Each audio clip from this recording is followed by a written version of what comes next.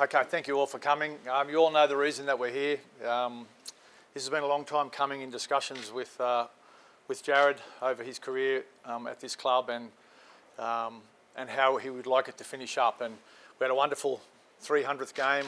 Probably this time last year, we never thought he'd make the 300th, and he did. We had a wonderful celebration out there. But just the last couple of weeks, chatting to him about his body and how hard the game is, and it's a sad day but a happy day for the Raiders. We'd love to keep Jarrod involved in the club. He's been the best sportsman, the best player, and the best captain this club's had. And in the way he's played the game, the way he's respected by his players, the humility that he showed when he spoke to the players last week, just sums him up. The respect he's got from other teams that play against him. No one's played in a better spirit than Jarrod Croker, and that's why he's admired. That's why young kids put headgear on and want to wear the number 3 jersey locally. So we're very, very lucky to have had Jarrod Croker at our club.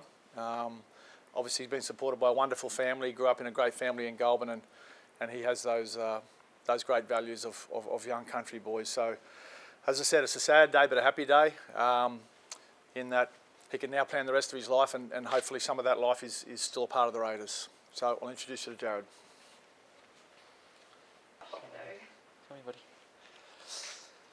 Thanks, Donny.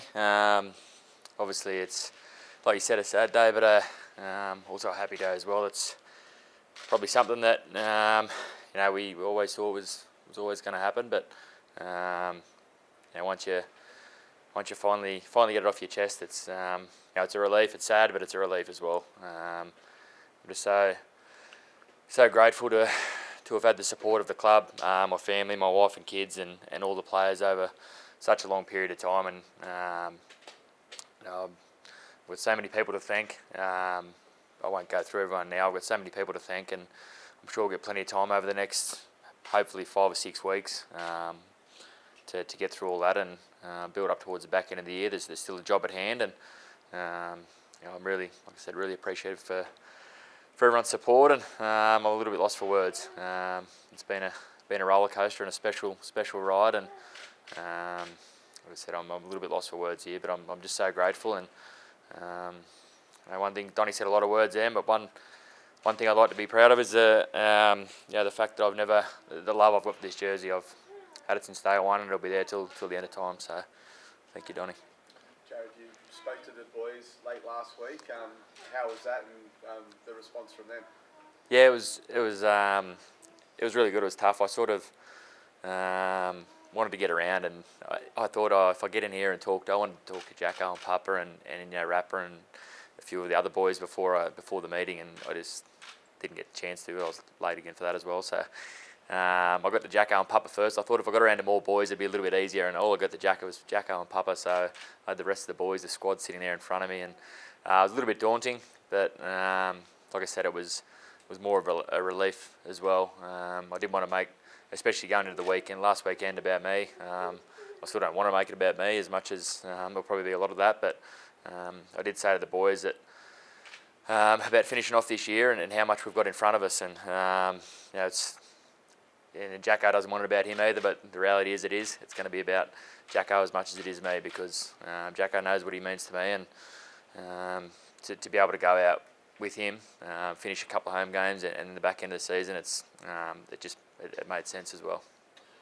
Obviously, having the family here today too, they play a big part in your life. You've pretty much spent over half of your life at this club. What are those thoughts going through your head when you think about that? Yeah, I haven't sort of thought about it too much, mate, to be honest, because like I said, still got a couple of weeks in front of me and more footy to play, so it'll probably get worse and more emotional as I get closer towards the back end. But having so much time here, I think the fact that how much I love this place and how much you can't get rid of me shows the fact that of how good a club it is and how good the people are here, mate. You've been here as long as me and longer, and if you're really good to this club and you love this club, the club's really good to you. So, mate, I love this place, and like you said, with the family, mate, it's things just get a little bit busier the last couple of years, but I wouldn't have it any other way, mate. Through those couple of years of injuries, got quite tough, and having the family there having these ones sort of help me get through that, mate. So without them, it'd be, could have been something different. But it's, the one thing I'm proud of is this year getting back and having the little fella there. It's a special moment for you, 8300, so you got Rory to run out with you and all the fanfare and stuff that went along with it. I mean, it must make it all worth it now that you're retiring, that you were able to achieve that and able to have that moment with your family and all the fans. Yeah, that's the special part, mate. Like we said at the start of the year, you probably, if someone told me I would have got a fair few games out this year and had a pretty successful season. We're in the top 8 still and got finals footy in front of us, and to play your 300th in front of my home crowd and my family and little fella and the kids coming out with me, mate, I would have probably laughed at you. So just that also made the decision a bit easier, as how much I'd been through to get to this year and to get out what I have so far this year. That was that's pretty special in itself, because it would have been, personally, I would have been disappointed with myself if I gave up last year or the year before when I'd had those couple of injuries. So I don't like to talk about myself much, but I was pretty proud of this year, mate.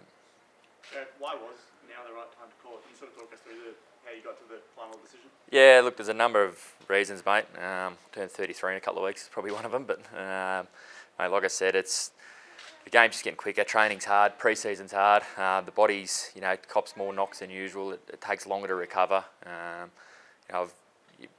Not many players miss training sessions these days. You used to be able to get here, and when I first started, training was, sometimes you'd have a bit of hard training, sometimes it'd be all right, but now it's just the way the game is, mate, and every club's the same, every team's the same, but training's hard every session. You've got to be physically and mentally ready for every session. Video, all those sorts of things, they just add up and compound, mate, and it's been a long time, and just the last couple of weeks, I think the body, once the body starts feeling it a little bit, I think your mind starts thinking that as well, and once, they coincide with each other, so started to feel that a lot, and I had to ask myself if I was going to miss it, and had a few people, of course I'm going to miss it, it's human nature, but it has to happen at some point, and I think the timing's right with that, and like I said, the year I've had, if you'd have told me at the start of the year, I was pretty happy to play that trial game in Maruya and kick start from there, so if you'd have told me that I'd get all this and at the back end of the season,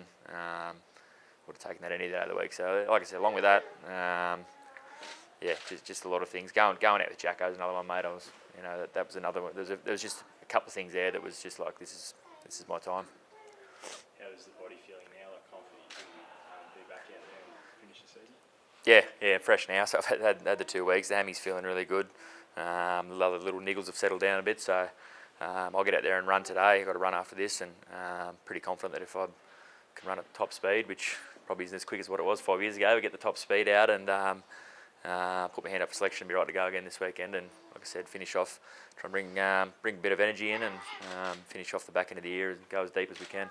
Obviously the weekend was a tough result, but what do you think this group is still capable of this Yeah, year? look, it's just one of those days, and it's hard. I don't like talking too much about it when I'm not out there. It's, we're all hurting, coaches, staff, players that didn't play, everyone hurts, fans hurt. It's a tough one, mate.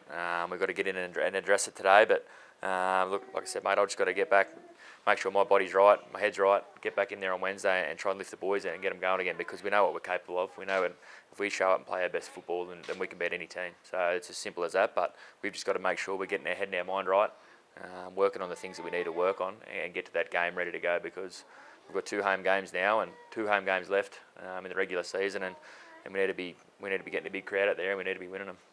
Obviously still fresh at the moment, but do you know what comes next? Have you given much thought to it? Not too much. Obviously, there's been a few conversations ongoing and stuff like that, and I'd love to be a part of the club still. Like I said, I love this club, and they won't be able to get rid of me that easily. So I love the club, I love the game. I'd still like to be involved, and obviously plenty of family time as well. And haven't, like I said, the job at hand still the rest of my footy career as well. So I'm sure it'll open up some opportunities after the season's finished. But there's a couple of things there. But like I said, meantime, it's just footy, mate. You mentioned this has been your life.